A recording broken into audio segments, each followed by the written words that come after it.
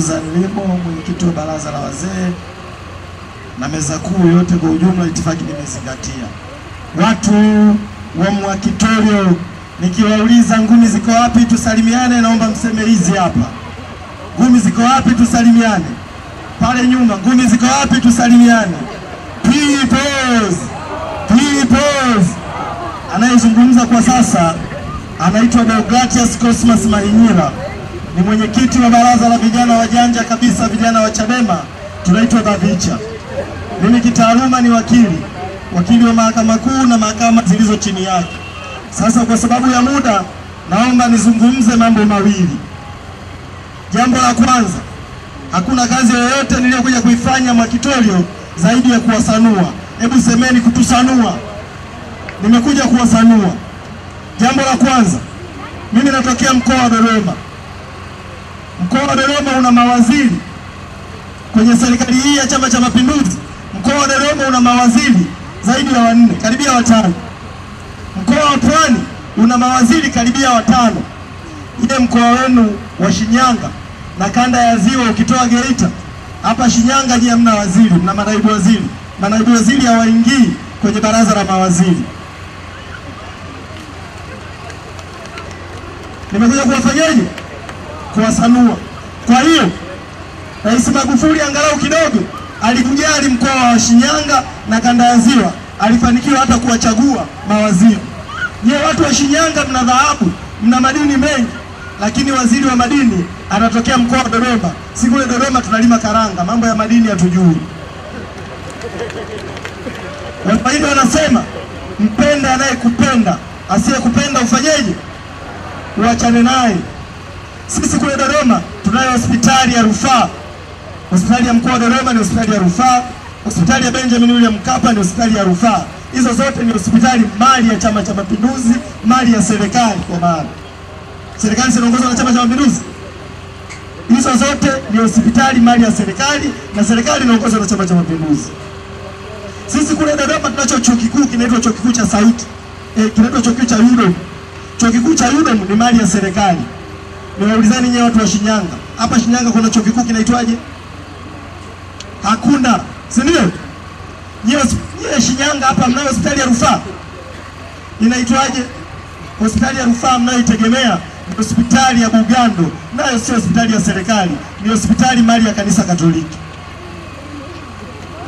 Kwa ukikutana na mtu kama Mwakitorio hapa, anajifanya yeye ni shabiki wa CCM, na yakumbuka maneno yaliyosemwa kwenye maandiko matakatifu, Wagalatia 3:1, iliwauliza Wagalatia, enyi Wagalatia msio na akili, ni nani aliyewaloga? Ukikutana na mtu wa Mwakitorio anaishabikia CCM, muulize, ewe mwana Mwakitorio mwenzangu usiye na akili, ni nani aliyekuloga? Nyie watu wa Mwakitorio kila siku mnalalamika, mnaporwa maeneo yenu ya kuchimba. Nyie watu wa Mwakitorio mnalalamika kila siku uonevu wa serikali hii. Mabarabara yenu ni mabovu, huduma za afya ni mbovu, kila kitu ni kibovu. Sasa ni wasanueni pia kuhusu madini. Mnaweza mkawa mfahamu kitu kuhusu madini. CCM na serikali yake inayo mpango wake, ilikuwa inauita Vision 2030. Walikuwa na mpango wao hadi kufikia mwaka 2030 uwepo umefanyika utafiti unaitwa geological survey, utafiti wa kijiolojia. Utafiti wa kijiolojia ambao utamwezesha mwananchi awe na leseni ya kuchimba, ambayo akienda benki iweze kumkopesha. Nyie wengi wenu hapa mnazo leseni za kuchimba, uongo kweli? Lakini hizo leseni mlizonazo ni makaratasi tu, kwa sababu hazisemi hilo eneo ambalo una leseni lina madini kiasi gani, ambayo unaweza kuyachimba kwa muda gani, yapo kiwango gani, yenye thamani gani, ambayo ukiyachimba utapata shilingi ngapi, ili benki iweze kukupa mkopo wa kuchimba hayo madini yako. Sasa kwa sasa hivi ni 16% tu ya maeneo ya uchimbaji Tanzania nzima ambayo yamefanyiwa utafiti ambao unaweza kukopesheka na benki. CCM haitaki. Kwenye huo mpango wao wa mwaka 2030 walikuwa wanasema angalau 50% ya maeneo yenu ya uchimbaji yawe yamefanyika utafiti huo wa kijiolojia utakao kuwezesha wewe ukienda benki ukakopeshwa. Hawa wa China mnaosikia wanachimba haya madini yenu, wao wanayachimba kwa sababu wana mitaji. Wanakuja na bilioni 1, wana mitaji. Nyinyi sisi vijana wa hapo Mwakitorio na wakazi wa hapo tunashindwa kuwa na mitaji wa kuyafanya madini yetu yatunufaishe. Kwa sababu gani? Hatuna leseni, hatuna mitaji inayotuwezesha tuwe na mtaji wa kuchimba madini hayo ili tunufaishe sisi na maisha yetu. Na sisi hapo hawataki kufanya hivyo, kwa sababu wakifanya hivyo hawatakuibia. Wewe si utakuwa unajua thamani ya kitabu chako, ya duara lako ni la kiwango gani, na utapata shilingi ngapi itakayoweza kukutoa wewe kutoka sehemu moja kwenda sehemu nyingine. Pengine nasema mambo magumu ambayo hamnielewi, lakini ukweli ni kwamba haya ninayoyasema, Waswahili wanasema wajinga ndio wafanyeje, ndio wali wao. CCM na chama chao wanatamani kuna vitu msiwe mnaelewa, ili waendelee kuyatumia madini yenu, ili waendelee kutumia madini yetu ambayo Mwenyezi Mungu alitupa bure. Waendelee kuyatumia hayo madini ya wanufaishe wao, familia zao. Sasa tufanye nini ili tuepukane na haya yote? Huu ugumu wa maisha mlionao sio laana kutoka kwa Mwenyezi Mungu, sio mpango wa Mwenyezi Mungu. Na waangalia hapa vijana wenzangu wengi, nikiangalia sura zenu na sura ya Dr. Slaa, na Slaa sura yake inaonekana ni kijana kuliko kijana wa Mwakitorio mwenye miaka 19-20. Mmepigika kinoma, na mmepigika kwa sababu CCM inafurahia huo umaskini wenu, imewafanya muwe maskini. Ukikutana na mtu wa Mwakitorio anaishabikia CCM, muulize, ewe mwana Kitorio mwenzangu usiye na akili, nani aliyekuoga? Kwa CCM haina inachowasaidia. Na ugumu huu wote upo kwa sababu hata siku moja hamjawahi kuwa sauti ya kuwachagua viongozi mnaowataka. Mara zote CCM watatuibia uchaguzi. Sasa sisi Chadema tumesema no reforms no election, kwamba ni lazima tuwe tuna mabadiliko ya sheria za uchaguzi, tuwe na sheria ambazo zitamfanya mtu wa Mwakitorio, kwa sababu katiba yetu ibara ya 8 inasema, katiba yetu ibara ya 8 inasema msingi wa mamlaka kwenye taifa hili ni wananchi. Yaani nyinyi ndio mnapaswa kuwa na uwezo wa kuamua nani awe mwenyekiti wenu wa kijiji, nani awe diwani wenu, nani awe mbunge wenu, nani awe rais wenu. Lakini kwa sasa hayo mamlaka nyinyi watu wa Mwakitorio hamna. Na hamna kwa sababu CCM na serikali yao wanaiba uchaguzi kila siku, na wanawatumia hao maskini wenzetu askari kuiba uchaguzi. Unakutana askari siku ya uchaguzi amebeba kibegi, unajiuliza hichi kibegi labda akabeba jambo lolote linaloweza kumsaidia kutekeleza majukumu yake ya kulinda raia na mali zake. Kumbe siku ya uchaguzi una kwenye kibegi na yeye anabeba kula feki. Sasa matatizo haya ya uchaguzi, kwa mara ya kwanza, maneno haya sio maneno ya Chadema. Yeyote mwenye akili timamu kwenye taifa hili alishasema kwamba ni lazima tuwe na tume huru ya uchaguzi, ni lazima tuwe na mfumo bora wa uchaguzi kwenye taifa hili, ili wananchi waweze kupata maendeleo, ili wawe na uwezo wa kuchagua viongozi wanaoweza kuwataka. Maneno haya kwa mara ya kwanza yalisema mwaka 1991 na tume ya Jaji Francis Jalali. Alisema kama tunaingia kwenye mfumo wa vyama vingi, ni lazima kuwepo na tume huru ya uchaguzi. Hii tume ya sasa iliyopo ni tume ya chama kimoja.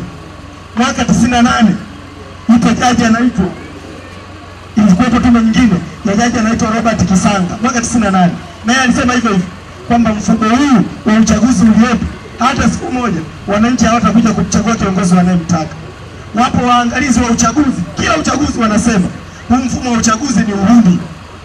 Kwa maneno mengine wanachokisema ni kwamba tume ya uchaguzi na mfumo wa uchaguzi tulionao ni kama kuwepo na pambano la ngumi tu.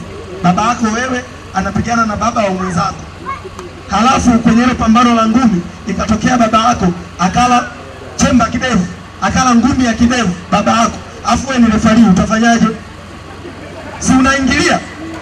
Baba yako amekula ngumi ya sikio, unafanyaje? Anatoa damu. Ukiwa refari wewe unafanyaje?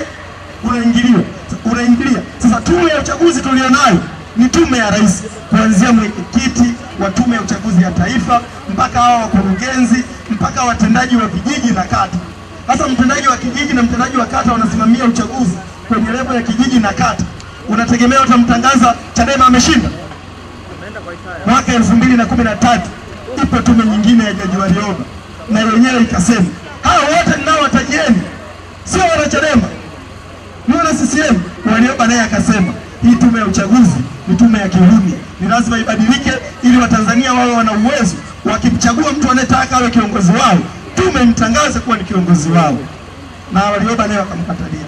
Mwaka 2019 Mzee Mkapa aliandika kitabu chake My Life My Purpose, na yeye kwenye kitabu chake alisema mfumo wa uchaguzi wa nchi yetu hauwaruhusu wapinzani kutendewa haki. Ndugu zangu, watu wa Mwakitori, sio tu hawa watu na hizi tume zilizochaguliwa na CCM, hata sasa wamejitokeza Baraza la Maaskofu Katoliki na lenyewe limesema kwamba huu mfumo wa uchaguzi uliopo ni lazima urekebishwe ili Watanzania, watu wa Mwakitori wao wana haki, wao wana uwezo wa kumchagua mtu ambaye wataamini ataweza kutetea utajiri wao wa madini walionayo, wataweza kutetea maisha yao. Baraza la Maaskofu na lenyewe limesema, wamesema Waislamu, wamesema wazee maarufu. Kuna mzee anaitwa Butiku, alikuwa ni katibu wa Mwalimu Nyerere kwa miaka mingi sana, na yeye amesema ni lazima kuwepo na mabadiliko ya sheria za uchaguzi. Amesema mzee Warioba, mnamfahamu, wote wamesema kuwepo na mabadiliko ya sheria za uchaguzi. Sasa hawa CCM, kama watu wote hawa, kama mapesa yote hayo waliotumia kwenye tume mbalimbali, mpaka viongozi wa dini wamesema kwa kuna marekebisho ya sheria za uchaguzi, CCM hawataki. CCM wanahitaji nani aseme ili waamini tunapaswa kuwepo na marekebisho ya sheria za uchaguzi? Si shetani. CCM wanahitaji shetani aseme na wabadilishe sheria za uchaguzi kwenye taifa hili, kwa sababu kila mtu keshasema. Sasa sisi tumekuja kuwaambieni watu wa Mwakitori, hatujaja kuomba kazi kwenu. Mimi kitaaluma ni wakili wa mahakama kuu na mahakama zilizo chini yake. Ningeamua kuwa chawa, ningekaa huko nikafanya kazi zangu, nikapata na mimi hela za kuendesha maisha yangu na familia yangu. Lakini Mwalimu Nyerere alisema msomi wa maana ni yule anayetumia elimu yake sio tu kwa manufaa yake yeye mwenyewe, bali aitumie elimu yake kwa manufaa ya jamii yake. Sisi tumekuja Mwakitori ili tutimize wajibu wetu, na siku ya mwisho tusije kuchomwa moto, kwa sababu mimi naamini Mungu yupo, na siku ya mwisho nitakuja kuulizwa, wewe ulisoma, ulitumia elimu yako kwa manufaa ya nani? Mimi sitaki kufa kama ng'ombe, kwa sababu binadamu ambaye atakufa alafu watu wasimkumbuke kwa chochote, kwa kutetea haki za watu wengine, huyo binadamu hana utofauti na kuku, hana utofauti na punda. Kwa sisi tumekuja kwenu kutimiza wajibu wetu na kuwaambieni ukweli. Kwa hata nikiondoka hapa mkasema kale kadogo kalikuja hapa kalikuwa kanajifanya kanatusema, mtajua wenyewe. Mimi nimekuja kutimiza wajibu wangu, kwa sababu ukweli ni mchungu. Ukweli ni nini? Ni mchungu. Sindano inauma, lakini ili upone ni lazima ingie mahali fulani mwilini mwako. Kidonge ni kichungu mdomoni, lakini ili upone ni lazima ukimeze. Kwa hiyo niwaombe sana ndugu zangu wa Mwakitori, iungeni mkono Chadema. Na sisi Chadema tumesema mwaka huu kama noma, wacha ikawe noma. Kama hakuna mabadiliko ya sheria za uchaguzi, msikubali uwepo uchaguzi kwenye taifa hili, kwa sababu ukiwepo huo uchaguzi, CCM itawachagulieni wahuni wawe viongozi wenu, na wahuni hao maisha yenu hayatakuwa kipaumbele kwenu, hayatakuwa kipaumbele kwao. Mara baada ya kusema hayo, maneno yangu haya kama mjaelewa leo, naamini mkilala usiku mtayaelewa, na msipoyaelewa nyinyi, wajukuu zenu na watoto wenu watakuja kuyaelewa siku moja na watayafanyia kazi. Mungu awabariki sana. Asante sana mwenyekiti wa vijana, na sasa naomba nimlete